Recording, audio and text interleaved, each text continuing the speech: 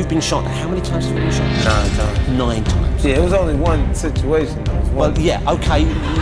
He's an artist, an entrepreneur, an actor, a director, a producer. He can juggle. He's great at Scrabble. He pretty much does it all. I never knew my father. I never actually met him. From selling crack in South Jamaica, Queens, to selling out arenas, launching hit TV shows, and flipping business deals into millions, 50 Cent's story is straight up cinematic. He didn't just survive the streets. He hustled his way out, got shot 9 times, lived to tell the story, and turned that pain into platinum. Then he pivoted from rapper to ruthless businessman, TV boss, and branding genius. His moves, strategic. His empire, expanding. His mindset, all gas, no brakes. This is the real come-up story. Gritty, bold, and built for the long game.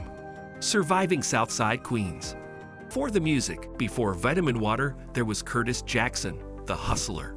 Growing up in South Jamaica, Queens, 50's childhood was raw and unforgiving.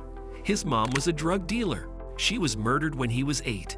He started slinging crack at 12. He was arrested by 19. This wasn't movie drama. It was his reality. But even then, he had vision. While others were stuck in the trap, 50 studied power, money, and leverage. The streets sharpened him. The struggle built him. And it gave him the mentality of someone who had nothing to lose and everything to prove. 9 shots and a second life. The shooting that nearly killed him.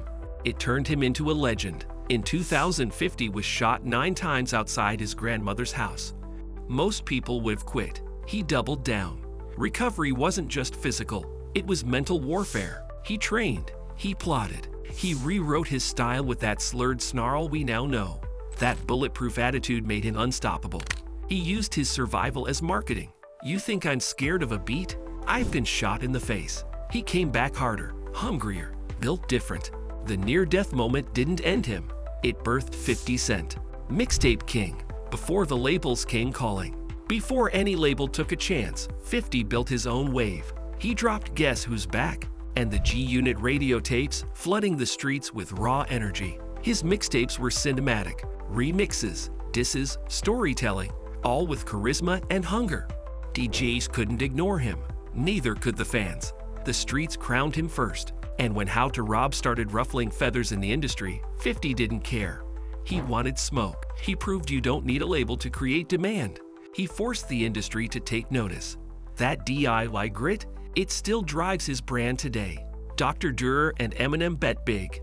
In 2002, Eminem and Dr. Dre signed 50 to Shady/Aftermath, a career-defining moment. They saw what the streets already knew. 50 had it. Not just bars, but presence. Not just a story, but a brand. His debut, Get Rich or Die Tryin, was an instant classic, minus 9 million copies sold. It's unprecedented. Crazy. Like to this day, not only, of course I'm gonna say, I've never seen it in New York because I'm from New York. Right. And New York at the time, we ran the world. If it ran in New York, it ran all over.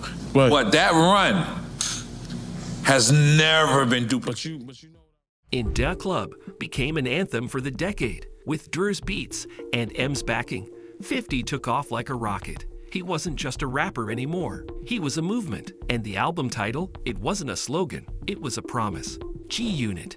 Music meets street enterprise. 50 didn't stop with himself. He built an army. G-Unit wasn't just a rat crew, it was a brand extension. Lloyd Banks, Tony Yayo, Young Buck each had their moment. And 50 was the puppet master. Then came G-Unit clothing, G-Unit sneakers with Reebok, and a full-blown merchandise empire. He understood how to package street credibility into products. Every album was marketing. Every diss track was a press release. 50 turned beef into branding, and G-Unit into a household name. His mind was always 5 moves ahead. Beef equals business strategy. Let's be honest, 50's feuds are legendary. Ja Rule, Fat Joe, The Game, even Floyd Mayweather. But what looked like drama was actually strategy. 50 used conflict to dominate headlines, shift public attention, and move units.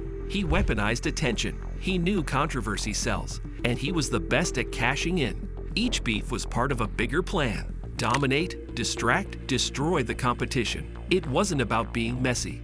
It was about staying relevant, sparking conversation, and owning the narrative. Love him or hate him, you couldn't ignore him.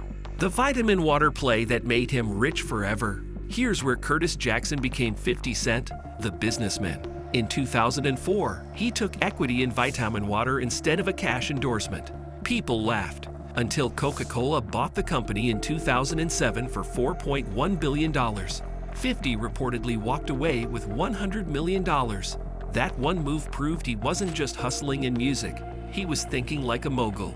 He didn't just sell music to the culture. He sold health drinks to the masses and cashed out big. This was the pivot.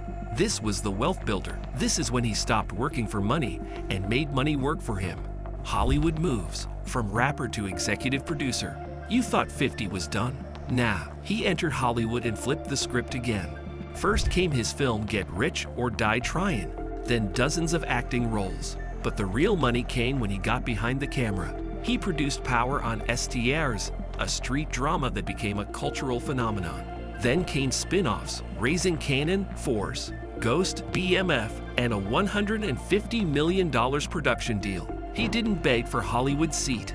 He built his own table. Now he's not just a guest star, he's the guy cutting checks. Bankruptcy wasn't failure, it was strategy. In 2015, headlines exploded. 50 Cent files for bankruptcy. People thought he fell off. What they missed? It was a legal chess move. He used bankruptcy to protect his assets and restructure debt. It wasn't desperation, it was defense. And it worked. He bounced back with more TV shows, more business, more wins. That move taught a bigger lesson. Real moguls know when to play offense and when to pivot. 50's not afraid to lose a round if it means winning the fight. Book deals, champagne, and more hustles. 50 never stopped diversifying. He wrote books, The 50th Law, Hustle Harder, Hustle Smarter, that became bestsellers. He launched Les Chemins du Roi Champagne and Branson Cognac, now regulars in music videos and club tables. He sells out speaking gigs, partners with brands, and licenses his name to everything from fitness to fashion. He's always in motion, always flipping, always watching. 50 treats opportunity like inventory.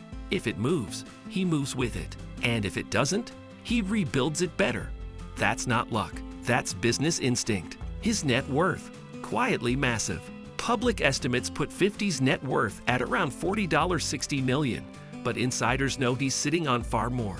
With real estate, entertainment residuals, streaming deals, alcohol sales, and smart equity plays. He's built a low-key empire. He doesn't flaunt it like he used to. Now he builds silently, invests strategically, and earns perpetually. The flashy days are over. Now it's long money, smart money, quiet domination. 50's not chasing headlines. He's chasing legacy. Legacy, more than rap, bigger than TV. 50 Cent's story isn't just a rags to riches tale. It's a manual for reinvention. From the hood to hip-hop royalty, from near-death to media mogul, from punchlines to power plays. He's shown what's possible when talent meets unshakable vision. He turned trauma into fuel. He turned attention into assets. He turned Curtis Jackson into a franchise. Today, he's not just a rap legend. He's a blueprint. He's proof that the street hustle can turn into Hollywood power if you play the long game like a king. 50 Cent started with nothing but fearlessness and built everything. He turned mixtapes into millions, beefs into business, and loss into leverage. He never waited to be chosen. He forced a seat at the table. If this story lit a fire in you, hit that like, share it with a fellow hustler, and drop your favorite 50 quote in the comments. Because if 50 taught us one thing, it's this: get rich, stay smart, and never stop flipping the game.